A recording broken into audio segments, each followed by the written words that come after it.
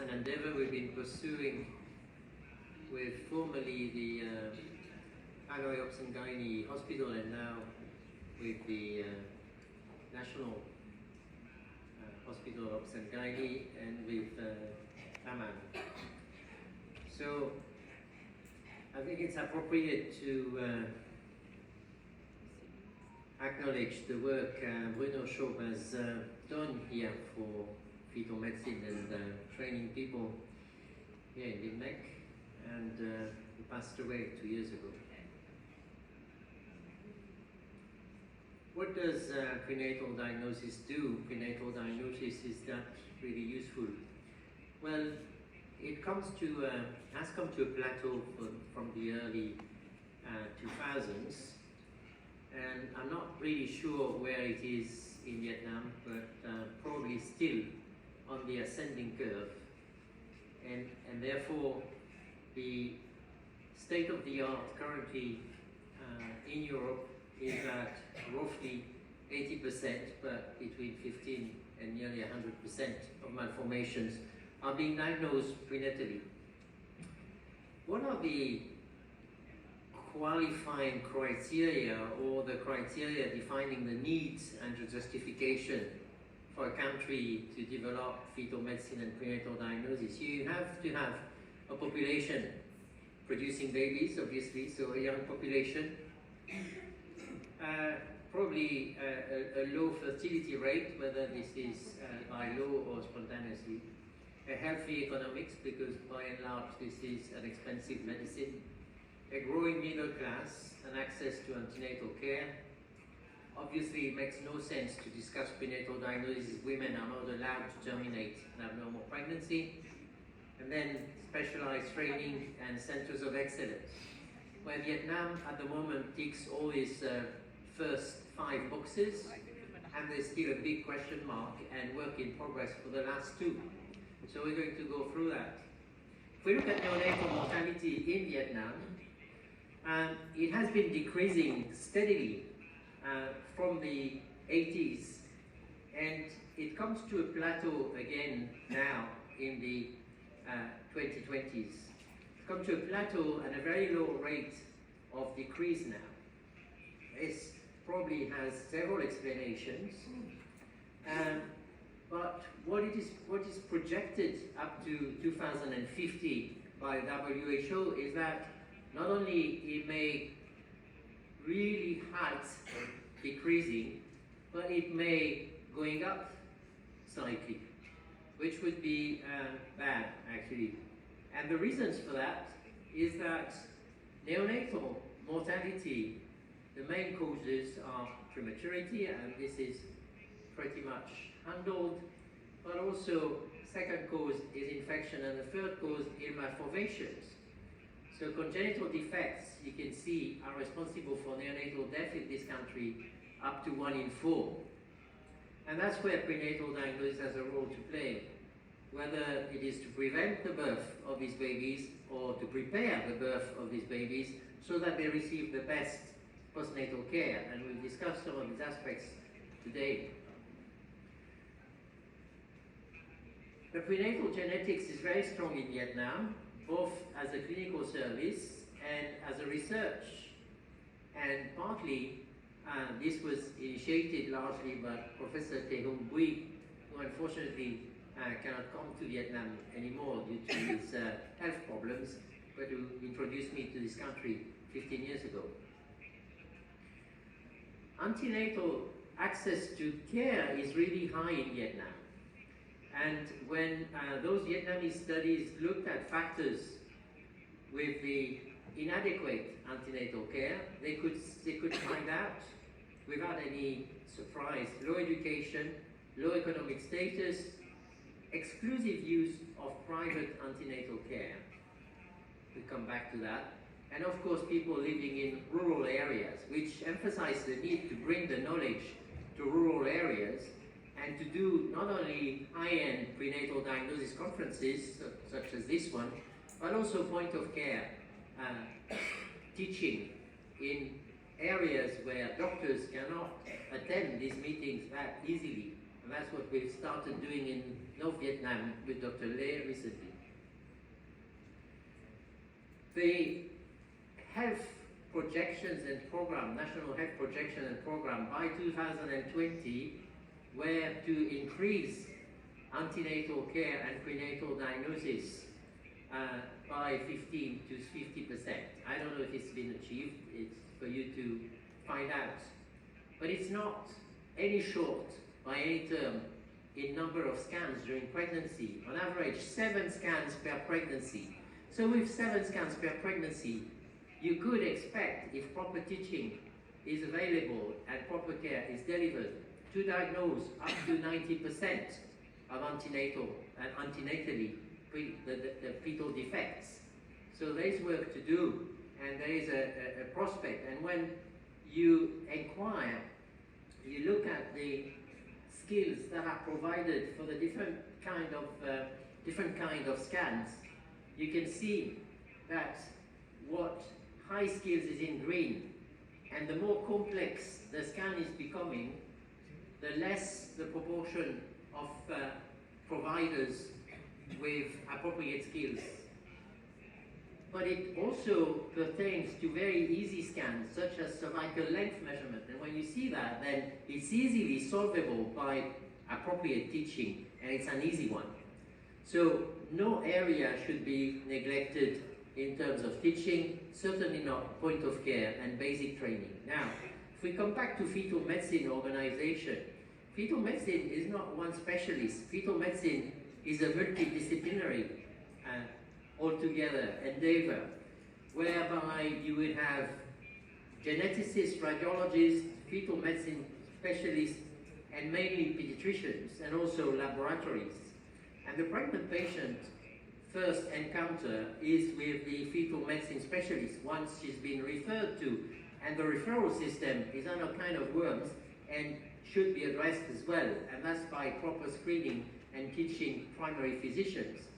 But then it is dispatched to all the necessary exams and advice and opinions, and then only one person should summarize this and provide the patient with the answers, and that's the fetal medicine specialist.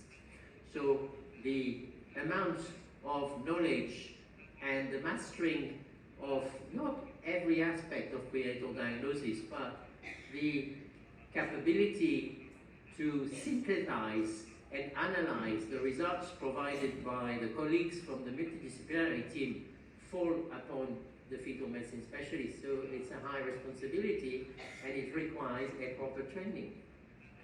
This is a summary of a year in the care with what we see. So on average, we see a few thousand, on average 6,000 scans every year, and from them come up 600 patients for which just the follow-up is needed with the defect that has been analyzed by the multidisciplinary team and then transmitted to the patient, and the pathway is then planned by the fetal medicine specialist. About 250, you could question fetal therapy. We do 200 surgeries every year. For 200 of them, 200 patients, other patients, termination of pregnancy is an issue, and usually we do about 200 terminations of pregnancy after 20 weeks in the care. And for a growing group that should not be neglected because it's very time consuming, it is a request from the pregnant woman not to terminate, not for fetal therapy, because usually it's not amenable to fetal therapy, but to palliative care, and that's a growing area developing. But there is no walls between those options. They are communicating, and you can start questioning fetal therapy and then not doing it because you don't have all the criteria, and then it's follow-up, or you question fetal therapy, but the risk for the fetus and the prognosis is not compatible with the expectation of this woman, and she moves to termination. Or you do the fetal therapy works fine, you just go back to follow-up. Fetal therapy fails, and you should not deny the option of terminating a fetal therapy did not give the expected result. And it could also move to then palliative care. So this is a complex consultation, this is a complex pathway, and everything should be planned accordingly if we want fetal medicine to have a positive impact on the prevalence and the severity of perinatal health. So the organization in France has been like this for over 30 years. There are multidisciplinary centers in prenatal diagnosis. Not all of them do fetal therapy, by and large. Only 10 of them do, roughly. They do examine the demands for late and termination for medical reasons. They have all the technical competencies, not all of them on site, in different sites, but they work together. And they give the appropriate counseling and prognosis.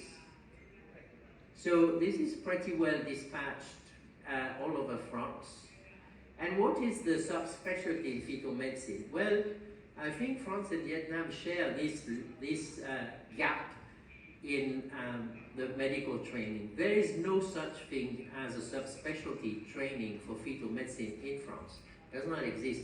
Subspecialty training in fetal medicine exists in the UK, and that's it. It doesn't exist in the States. In the States, it's maternal fetal medicine. Maternal fetal medicine means nothing. You just do obstetrics, as you should do, but you're not a fetal medicine specialist. In Germany, it does not exist. Nowhere else. So, and we could not. Believe me, I've tried to implement this coming back from the UK, and I didn't manage. So the way I found to go around this is to create a master degree in fetal medicine. A master degree is a 2-year cursus. It is very intense, so it needs motivated people. It lasts for 2 years. It's a few hundred hours of work, and it's practical work. So on the first year, what we do is we take care of the skills in ultrasound and the knowledge of malformation, pathophysiology, and embryology, but also genetics. And then in the second year, we move to the fine diagnosis and therapy. But as you've heard already from David, every specialist can go into this and then develop its own area. So I'm sorry this one is in French, I just did not translate it, but those pathways, everyone can find his way. A radiologist could concentrate on imaging and develop fetal MRI, a geneticist on prenatal genetics, and there's still a lot to do. And everyone can find a way.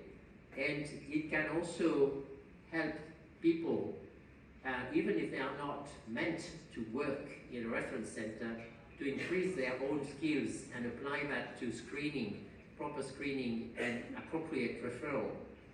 So all in all, I don't know what it will be for Vietnam. I've tried to introduce this master degree in this country for the last 4 years. It doesn't seem to work very well with any university, so all universities are welcome to get in touch with me, and first one, first served. So, thank you for your attention.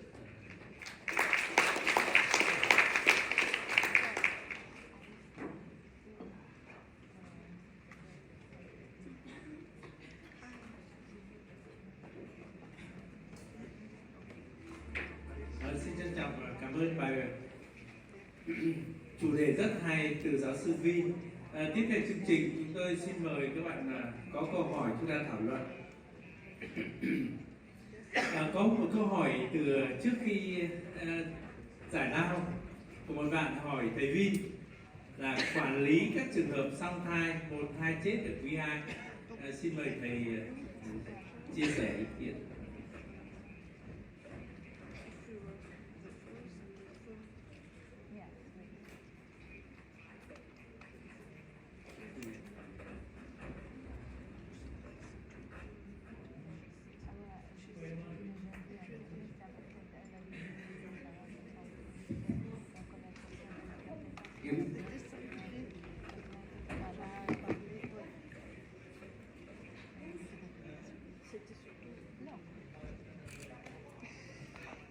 đây.